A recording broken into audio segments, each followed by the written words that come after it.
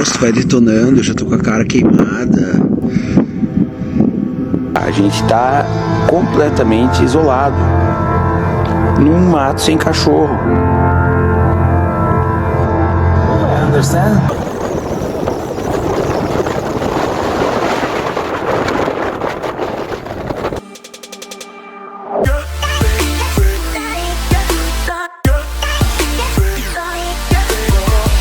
Eu sou o Chico, morador e líder de expedição no Ártico há 11 anos. Chico, seja bem-vindo aqui ao nosso Lavoga Magazine. Tudo bem? Muito prazer. É um prazer estar com vocês aqui e trocar um pouco uma ideia da minha vida aqui no Ártico. Você chegou aí através de um trabalho. Como é que foi essa sua paixão e você decidiu permanecer, né? Hoje você mora no Ártico. Eu moro dentro do Círculo Polar Ártico. Eu fui primeiro para o Alasca, trabalhei navio de cruzeiro, vi bastante geleira, trabalhei 4 meses lá, gostei muito, fiquei muito feliz, nunca tinha visto gelo, nada. E aí eu acabei na Austrália, fui para a Austrália trabalhar, conheci minha mulher e a gente foi lá da Austrália viajar o mundo e aventurou, gastou todo o dinheiro, não tinha para onde ir e tinha uma amiga trabalhando em Svalbard, que é um lugar que não pertence a a continente nenhum, não é Europa, não faz parte de Schengen, mas é perto da Europa. E os noruegueses têm o direito de administrar a ilha lá, por isso que a língua oficial é norueguês e a moeda é norueguesa, mas não pertence à Noruega. E aí eu fui para lá, comecei a trabalhar num hotel, trabalhei no bar, tive que vender minha câmera para chegar lá, eu não tinha um centavo. E quando comecei a trabalhar, a primeira coisa que eu ganhei um dinheirinho, comprei minha câmera de volta e eu queria mostrar para minha família as belezas. Queria tirar foto, queria filmar. E eu já trabalhava com produção antes, mas só com edição. E aí eu comecei a filmar as paisagens, os ursos polares, e as filmagens foram chamando a atenção de algumas pessoas que trabalham na área, que por acaso iam para o meu hotel lá, e eu começava a mostrar para eles, e eles se interessaram em comprar. E aí uma coisa levou a outra e foi espalhando nas emissoras. E aí, quando eu vi que tinha demanda suficiente, eu larguei, claro, do meu trabalho no bar e fiz uma empresa chamada Shutterbird Production, que é a minha empresa de produção hoje. Você atende várias emissoras importantes, né? Vários canais importantes pelo mundo, né? Sim, várias emissoras. A maioria, eu diria, 60% de todos os meus clientes são dos Estados Unidos. Mas aí tem China, Inglaterra, França, Alemanha, Japão, o mundo inteiro praticamente. Eu comecei vendendo imagens e aí no final eu comecei a fazer minhas próprias produções. Você chegou aí, você não tinha, não sabia como viver aí, como contornar situações. Quais foram as situações mais difíceis que você enfrentou e também a que mais te emocionou? Tem várias situações tipo de tu ver alguma coisa bonita e dizer assim, não tem como escolher, sabe? É tanta coisa bonita que eu vi.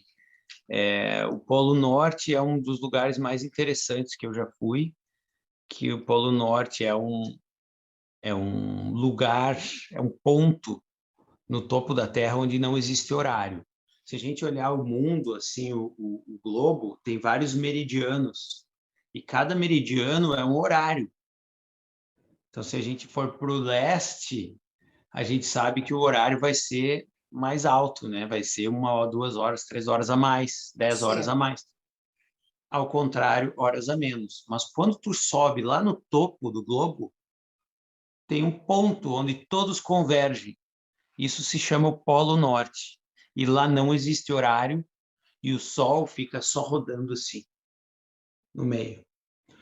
E lá eu passei por algumas situações da gente, porque a gente está em cima de um gelo, e aí quando esse gelo está se movendo no mar congelado, tem correntes no mar do Ártico que fazem esse gelo se mover e ele vai rachando. E aí quando racha, fica aquela água no meio, a gente tem que pular de um lado para o outro. Então aconteceu da gente ter que ficar mais dias preso no gelo, racionar um pouco de comida. E essa expedição que você estava fazendo, ela teria qual prazo? E se ela alongou por quanto, em função dessa situação? Geralmente são 3 dias de prazo e alongou por 5 dias. Mas tudo depende também das condições, né? Às vezes tu chega lá num dia e tu tem que ir embora no outro, porque eles sabem que não vai mais dar para pousar. Então, tudo assim, cada vez... eu fui 5 vezes até o ponto zero da Terra e cada vez foi diferente, todas foi um perrengue, nenhuma foi fácil, assim, que deu tudo certo.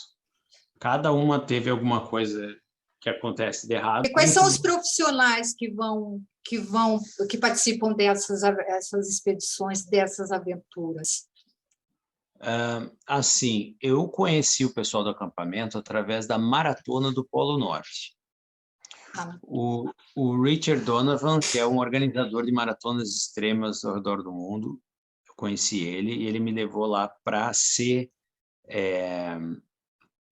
eu fui lá, na real, para ser guarda de urso polar. Então, eu fui lá para proteger as pessoas em caso que um urso estivesse se aproximando do acampamento. Como é que você se preparou para proteger essas pessoas? Armado e, claro, tu tem que ter experiência com ursos. Tu tem experiência com urso polar, tu sabe como o urso se move. Tu não pode querer proteger alguém de um urso polar com uma arma se tu nunca teve na frente de um urso. Então, tu vai ver o urso, tu vai dar um tiro. Mas se tu conhece o urso polar, tu sabe o que um urso faz e não faz, se tu é acostumado com o urso, tu consegue espantar o urso. Então, eu aprendi lá no campo mesmo com profissionais que estão acostumados, guias do Ártico, que eu ofereci para eles o seguinte: vocês me levam com vocês e me ensinam o que vocês sabem e eu dou foto e vídeo para vocês de graça. Foi assim que eu aprendi. E aí eu comecei em expedição de graça e ficava junto com eles, e aí dava foto e vídeo para eles, e eles começaram a me ensinar a usar o GPS, a usar a arma, como me locomover nas geleiras, como fazer as coisas com um certo tipo de segurança, como ver a espessura do gelo, fazer um buraco, como às vezes tem o whiteout, que é quando vem a neve e fica tudo branco, não tem contraste nenhum, tu não sabe se é para frente, para trás, fica com o olho aberto ou fechado, é igual. E tu tem que ter uma calma, tu tem que ter um controle mental para sair de uma situação dessa, porque a maioria das pessoas fica louca. E aí acaba como na água, se tu não tem experiência no mar e a corrente do mar começa a te levar para dentro do mar, tu vai começar a se desesperar e quem vier te salvar, tu vai agarrar e vai puxar para baixo também. Então, eu me mudei no Ártico. Eu morava no arquipélago de Svalbard, que é onde é a cidade mais ao norte do mundo, o lugar mais próximo ao Polo Norte. E aí, 2 anos e meio atrás, eu resolvi me mudar para um outro arquipélago aqui do Ártico, que se chama Lofoten, arquipélago de Lofoten. Tem muito alemão aqui que vem a turismo. E aqui tem as montanhas, uma das cadeias de montanhas mais antigas do mundo. É um lugar espetacular, é lindo demais. E fica no norte da Noruega. Aqui já pertence à Noruega.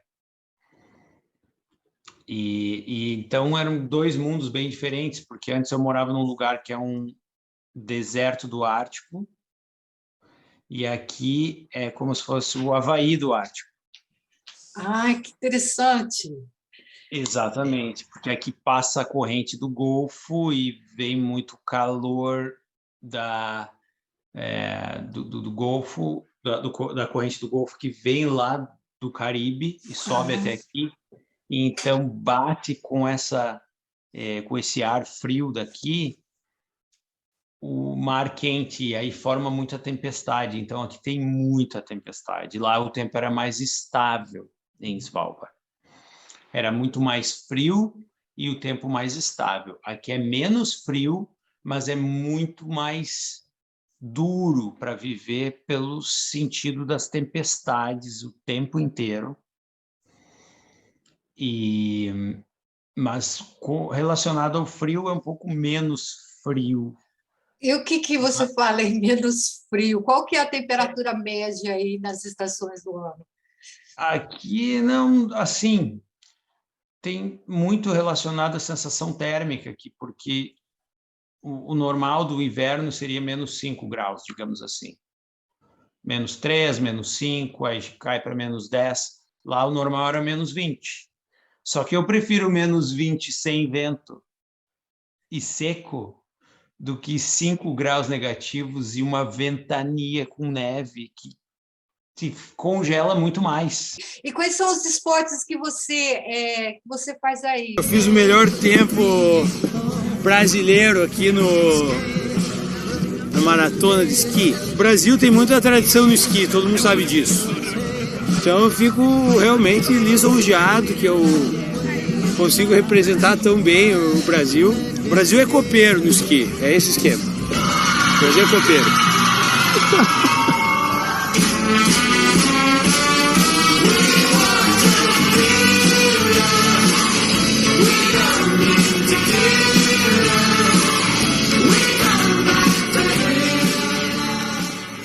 Chico, você não é o primeiro surfista do mundo, da região norte, né? Do norte do planeta? Como é essa história? Então, aqui tem muito surf, aqui tem ondas gigantes, vem surfista do mundo inteiro para surfar aqui, surfar no gelo, bastante montanha com gelo, aurora boreal, tudo né, misturado com surf. Mas lá em Svalbard, lá onde eu morava, lá na cidade mais ao norte do mundo, não tem surf, não tem onda, não tem. E eu tive a ideia, quando eu estava gravando a minha série para o canal Off da Globo, eu resolvi fazer um episódio em que eu ia esperar uma tempestade, que eu sei onde tem um banco de pedra lá que quebra umas ondas quando tem essas tempestades, e aí é uma onda que vem por causa do vento e afunila dentro de um fiord e faz uma onda muito especial. E que época do ano que acontece isso? Essa ia acontecer em setembro. Né? Eu esperei mais ou menos de abril a setembro, ali quando começou a derreter a neve, quando vai chegar as temperaturas positivas, em maio. Daí foi maio, junho, julho, agosto. Foi perto de setembro, final de agosto, que eu consegui pegar a onda. E aí eu fiquei esperando, mas eu não sou surfista, assim, não tenho nada de dotes de surfista. Eu sempre gostei, por ser brasileiro. A gente sempre pega a prancha, vai para a água, né, no Brasil. E resolvi tentar, e foi muito difícil. A gente ficou esperando e pegava o barco, ia para outros lugares, e esperava, dava uma tempestade, aí pegava o barco, tentava de novo. E aí um dia rolou uma onda bem boa, só que eu fiquei com bastante medo, porque lá tem muita morsa, e nesse lugar eu já tinha visto muita morsa, e as morsas matam o que passar ali. Meu Deus! E a água é escura. Aqui onde eu moro, a água é cristalina. Cristalina. Lá a água é escura. Então eu não sabia. Então eu estou sentado com a prancha assim, morrendo de medo de morsa, esperando a onda, e de repente sai uma foca. Sai uma foca da água, eu quase morri do coração. quase morri do coração. Deu tudo certo. E você tem esse marco, então, na sua vida. Isso, e aí eu fui atrás de quem tinha pego a onda mais ao norte do mundo. Daí eu comecei a ver que as ondas mais ao norte do mundo até então tinham sido no Alasca, né? E no Alasca eu fui ver a latitude que eles surfaram. E a latitude mais alta que eu vi, se não me engano, foi 57 graus ao norte. E eu você... surfei 78. Depois de eu conseguir pegar a onda e eu registrar a onda, eu ouvi rumores que tinha um cara, antigamente, que morava em Svalbard, que pegou essa onda também. Só que né, não tem registro, não tem nada. Foi uma coisa que eu fiquei sabendo depois, mas é uma coisa que ninguém tem registrado, nada. Só... Quer dizer, você realmente... Só que eu fiquei sabendo, né? Mas não era o meu intuito de ser o primeiro, assim. Realmente eu queria realmente, né, surfar lá, sabe? Que é um lugar que ninguém surfa. E a água geladíssima, né? Você aguardando ali congelante. Congelante. Muita dor. Eu imaginei. Qual é a região que vocês têm menos 40 graus no inverno? No Polo Norte, em Svalbard. Em Svalbard, para te ter uma noção, eu não sei qual é a minha temperatura mais baixa, porque eu sempre digo que a que eu consegui medir, que eu tinha um termômetro para medir no dia, foi 44 negativo. Mas expedição mesmo assim, que tu está com tanto frio e que tu está no modo de sobrevivência, quando tu sobe nas montanhas, sabe da temperatura, tu sabe que está em torno dos 40, pode estar em torno de 50, mas tu não tem como saber, né? Mas você tem todo o equipamento, roupas térmicas, você não passa frio, é isso? Não. O que acontece é o capacete meu, ele envolve todo o rosto e ele tem um respirador e fecha tudo, não deixa ar nenhum entrar. O que aconteceu é que começou a vazar ar num capacete meu uma vez, e quando vaza ar, entra a umidade e começa a congelar por dentro. Ele começou a congelar por dentro, e daí eu abri para arrumar e não conseguia mais fechar, e aí começa a bater o desespero, porque tu não fecha o capacete, começa aquele ar gelado a entrar, e tu tem que continuar se movendo com a moto, daí tu fica meio segurando aqui, tu fica meio dirigindo, e aí quando eu tirei o capacete estava cheio de sangue, todo ensanguentado. Aí meu nariz já estava necrosando, assim. E você continuou nessa expedição? Sim, tive que continuar, né? Aí tu limpa o rosto, e aí as pessoas, tu pega com a tua própria mão, alguém te ajuda também, bota a mão no rosto e fica segurando assim, daí tu esquenta, aí volta. A circulação. Se sai sangue de primeira, é até bom, sabe? É até bom. O problema é quando não sai sangue, o problema é quando só fica branco, depois fica roxo. E daí o roxo... Aí necrosa mesmo. O roxo ainda tu tem como voltar, ele vai infeccionar, ele vai ficar ruim, assim. E aí, quando fica preto, daí é a frostbite, é a necrose mesmo. E daí aquele tecido preto tem que retirar. Quando você viu a aurora boreal pela primeira vez, você tem filmes incríveis mostrando isso no seu canal do YouTube, né? Eu acho que a aurora boreal é minha paixão principal, assim, de filmar, acho que mais que urso, que tudo, é a aurora. Eu não vi coisa mais bonita na minha vida ainda. Estou para conhecer algo mais lindo que a aurora.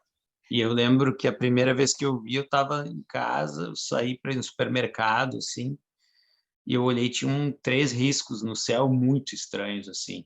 Mas como eu estava na cidade e tinha luz na minha cara, eu vi aquele negócio, era uma nuvem, eu não entendi o que era. E daí eu digo, tudo bem, estranho, estou ficando louco. Aí continuei andando, eu olhei de novo, eles não estavam mais lá, os 3 riscos, eles já tinham mudado de forma, eles estavam diferentes. Aí eu falei, mas como tão rápido assim, sabe? Que isso?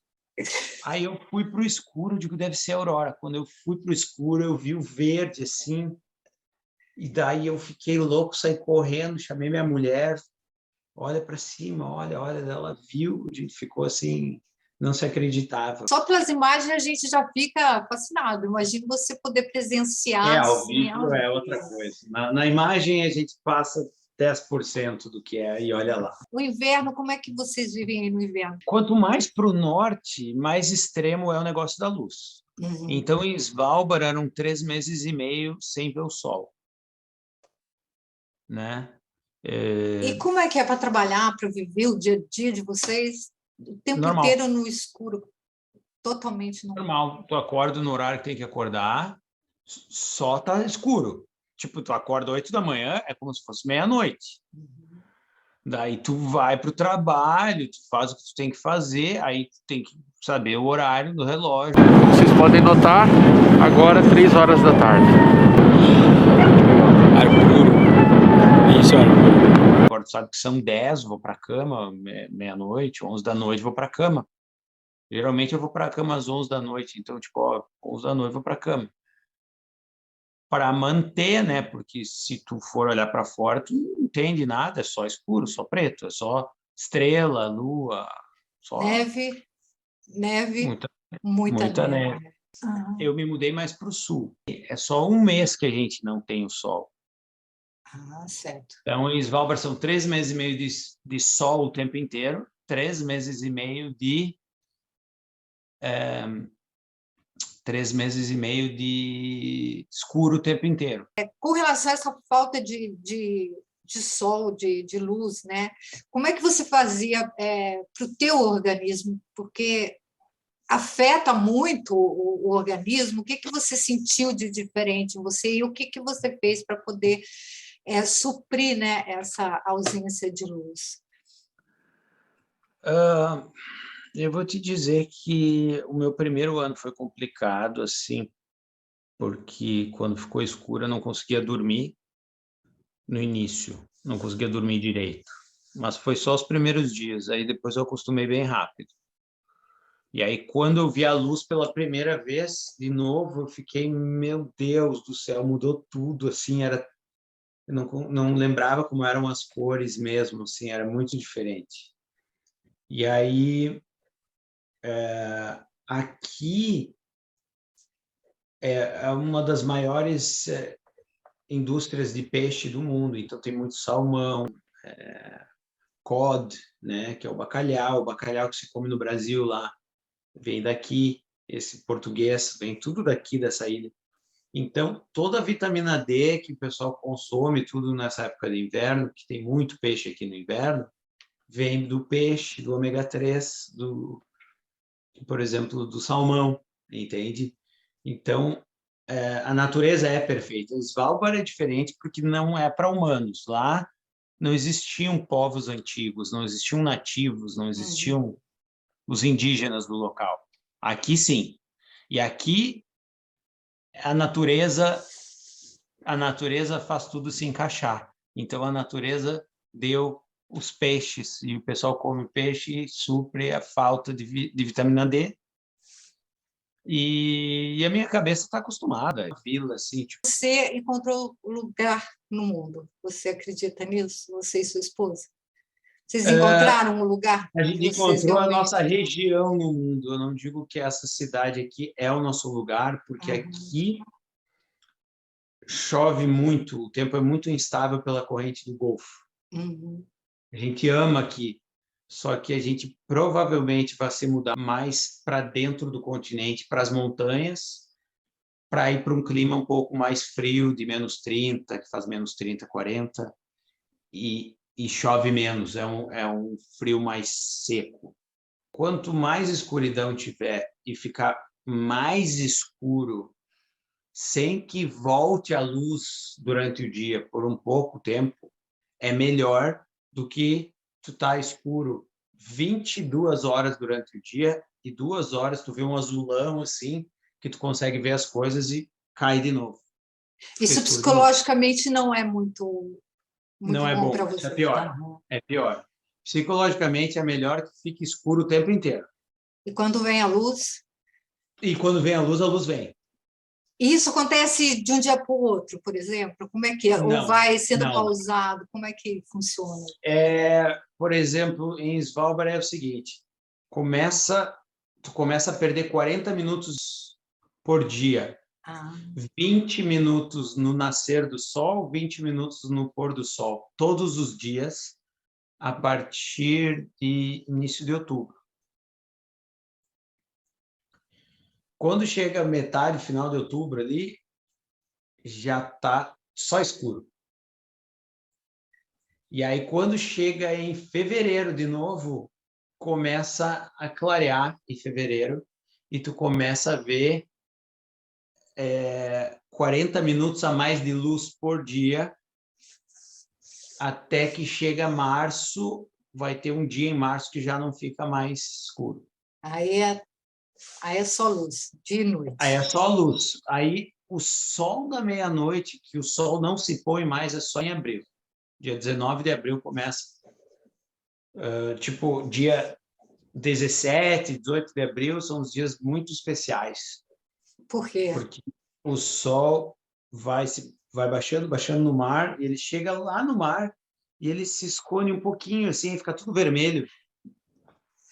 E fica claro, vermelho, assim, e aí tu vai vendo ele voltar, assim, devagarinho, devagarinho, então fica 8 horas de pôr do sol, assim. Você tem um canal no YouTube, não é verdade? E você também tem as suas mídias sociais, que você tem muitos seguidores, e você tem novos projetos. E eu cheguei num estágio da minha vida agora que é o contrário, eu não quero mais trabalhar com produção e o que eu quero é trabalhar com mídia social. Eu quero mostrar as coisas que estão no meu coração, mostrando o meu dia a dia aqui. Como é que é esse dia a dia de vocês aí? Ela é muito envolvida no turismo da Noruega. Então, ela trabalha em casa, né? Ela tem home office e ela viaja bastante também, fazendo, né? Testando todos esses hotéis, tours de baleia, de tudo, ela faz tudo. E antes era o contrário, assim, eu ficava 6 meses em casa, 6 meses viajando. E aconteceu a pandemia, que foi uma coisa ruim, e aí foi tudo cancelado. Eu vi que, de repente, é isso que eu quero trabalhar de casa, eu vou fazer a viagem que eu quero fazer, quando eu quero fazer, para sair filmar, para sair curtir, e minha vida está bem diferente, eu consegui regrar várias coisas na minha vida, então tá melhor assim, e a mídia social é o que proporciona isso, né? Evacuaram várias casas aqui, vários lugares com perigo de avalanche.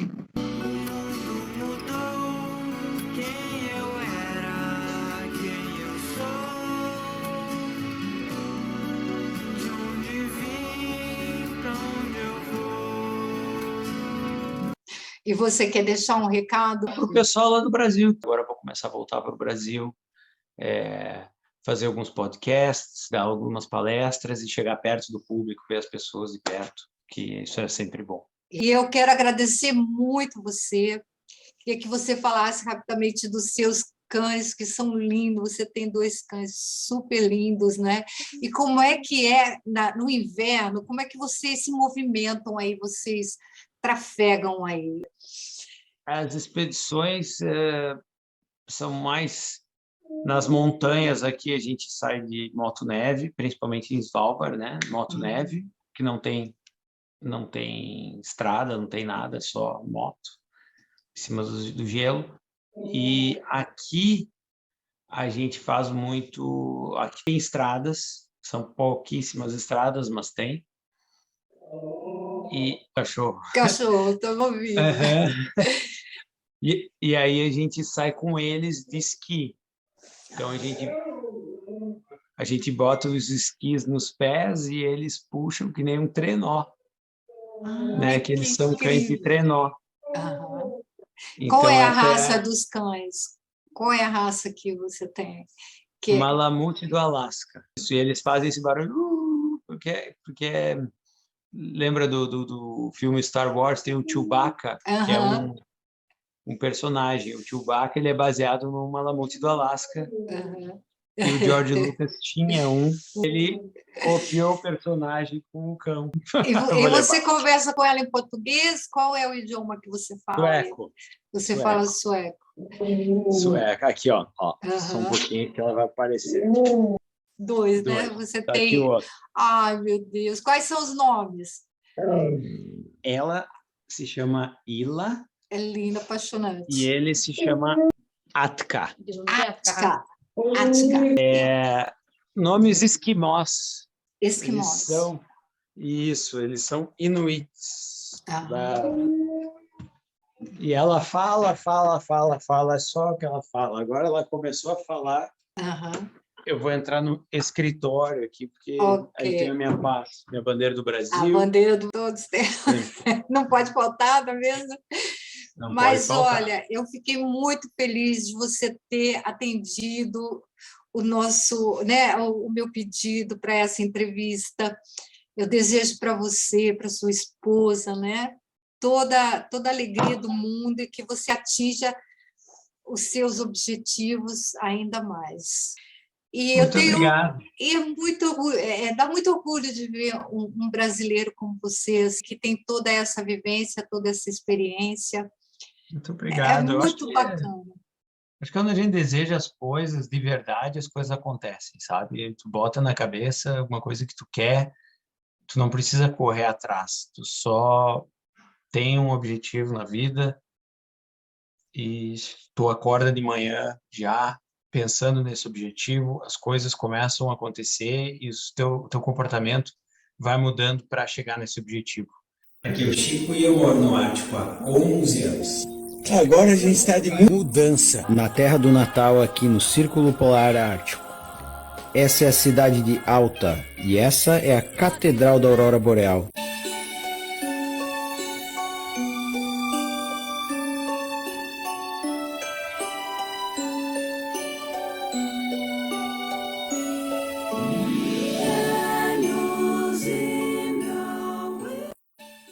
Pessoal, muito obrigado. Gostaria de mandar um abraço para todo mundo. Muito obrigado pela oportunidade de estar fazendo essa entrevista, mostrando um pouco do meu trabalho e falando das minhas experiências aqui, tá? Valeu, tudo de bom, um grande abraço.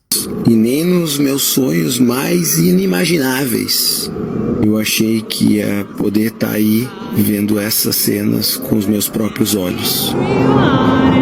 E aí eu entendi que tudo é possível.